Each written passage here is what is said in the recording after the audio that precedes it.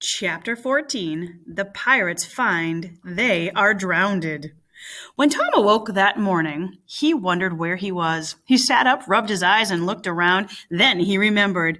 It was a cool gray dawn. Everything was peaceful and silent. Not a leaf stirred. A white layer of ash covered the fire, but a thin blue breath of smoke still rose straight in the air. Joe and Huck still slept.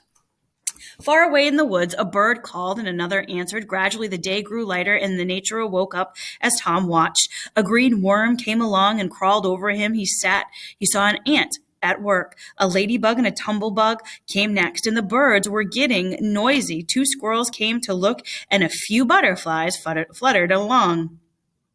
Tom stirred up the other pirates, and they all raced away with a shout, and in a minute or two undressed and in the shallows of the warm water of the sandbar. The river had swept away the raft, but they didn't care. They came back to the camp clean, happy, and hungry, and soon they had the campfire blazing again. Huck found a spring of cold water close by while Joe was slicing bacon for breakfast. Tom and Huck stepped on the riverbank and started fishing. Almost at once they caught several fish. They fried the fish with the bacon. No fish had ever tasted so good before. They laid around in the shade and after breakfast then went off on an exploring expedition. They found, top of page 79, they found the island was about 3 miles long and a quarter mile wide. At one place, the island was only about 200 yards from shore, so they could actually walk back home. There were great trees with grapevines hanging from them, and now and then there was a space with grass filled with flowers. They took a swimming about every hour. It was a middle of the day, and when they got back to camp, they were too hungry to stop to fish, but ate cold ham and then threw themselves upon the shade to talk. But the talk soon began to drag and then die, and the stillness began to make the boys lonely. They fell to thinking. Soon they were all homesick. Even Finn, the red-handed, was dreaming of his doorstep and empty barrels, his home. But all of them ashamed of their weakness, none of them brave enough to speak his thoughts. For the same time, now the boys had been hearing a particular sound in the distance. They listened carefully. There was a long silence, then a deep boom came floating down. "What is that?" exclaimed Joe under the breath. "I wonder," said Tom in a whisper. "It isn't thunder," said Huckleberry, "because the thunder—" "Hark!" said Tom. "Listen, don't talk." They waited a minute. That seemed very long. And then it came again. Boom! Broke the air. "Let's go." They sprang to their feet and hurried to the shore towards the town. They parted the brush on the bank and looked out over the water. A little steamboat was about a mile down the village, drifting in the current, and her broad deck crowded with people. Many small boats were being rowed and floated with the steam near the steamboat, but the boys couldn't see what the men in them were doing.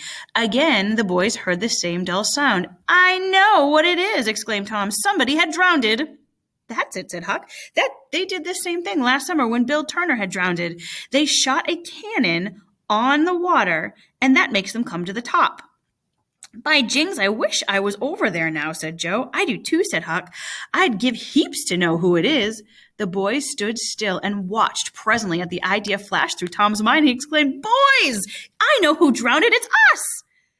They felt like heroes in an instant. Here was their victory. They were missed. People were shedding tears over them. Hearts were breaking on their account. Best of all, everyone was talking about them. This was fine. It was worthwhile to be a pirate after all. As twilight drew and the steamboat went back to the business of carrying people across the river and the small boats disappeared, the pirates returned to camp. This was the great joy over their fame and the trouble that they were making. They caught fish and cooked supper and ate it. They had fell to guessing what the village was thinking and saying about them. And when the shadow of night closed in, they gradually stopped talking and sat gazing into the fire, thinking of things Tom and Joe couldn't keep back, the thoughts of certain persons at home. Both grew troubled and unhappy. But by and by, Joe said he wondered how the others might look when they got back home.